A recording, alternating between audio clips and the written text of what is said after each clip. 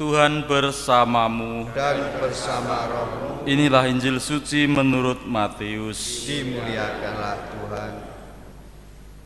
Pada suatu ketika Yesus bersabda kepada murid-muridnya, "Bukan setiap orang yang berseru kepadaku, Tuhan, Tuhan, akan masuk ke dalam kerajaan surga, melainkan dia yang melakukan kehendak Bapa-Ku di surga. Semua orang yang mendengarkan perkataanku dan melakukannya, ia sama dengan orang bijaksana yang membangun rumahnya di atas batu. Kemudian turunlah hujan dan datanglah banjir, lalu angin melanda rumah itu. Tetapi rumah itu tidak roboh sebab dibangun di atas batu. Tetapi setiap orang yang mendengar perkataanku dan tidak melakukannya, ia sama dengan orang bodoh yang membangun rumahnya di atas pasir. Kemudian runtuhlah hujan dan datanglah banjir, lalu angin melanda rumah itu, maka robohlah rumah itu dan hebatlah kerusakannya." Demikianlah sabda Tuhan. Terpujilah Kristus.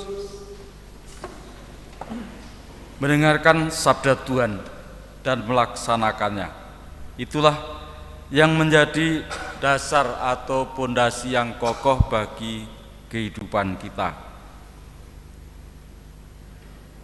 Menjadi dasar artinya meletakkan alas itu dalam seluruh rangkaian perjalanan, supaya tidak kebalik. Yang mestinya menjadi dasar justru seringkali yang ditampakkan. Apa maksudnya? Adalah sibuk dengan berbagai hal yang tidak disadari, yang tidak dimengerti, bahkan yang tidak tahu. Orang bilang kesombongan rohani. Tetapi yang diharapkan adalah bagaimana orang bisa mendalami, mendengarkan, dan menghayati sabda Tuhan. Itulah yang menjadi dasar, yang menjadi pijakan bagi kehidupan kita. Istilah yang digunakan Tuhan Yesus, bukan setiap orang yang berseru kepadaku, Tuhan, Tuhan, yang akan masuk ke dalam kerajaan surga, melainkan adalah yang melakukan kehendak Bapa. Bacaan pertama mengajak kita bagaimana kita ada upaya-upaya yang segar, yang hidup. Ada harapan yang kokoh, ada sukacita, ada keteguhan hati dengan damai sejahtera. Sebab percaya Tuhan selama-lamanya menjadi andalan dan istilahnya menjadi gunung batu yang kekal.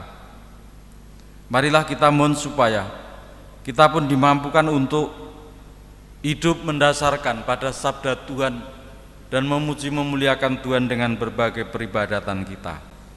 Dengan demikian kita menjadi seimbang dalam kehidupan ini, menjadikan hidup kita ada dasar yang kokoh dan menumbuhkan suatu bangunan yang kokoh pula. Tuhan memberkati kini dan sepanjang masa. Amin.